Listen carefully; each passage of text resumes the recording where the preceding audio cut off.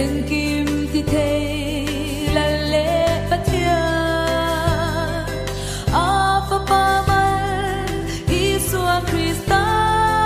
tu katan chandam na kim ani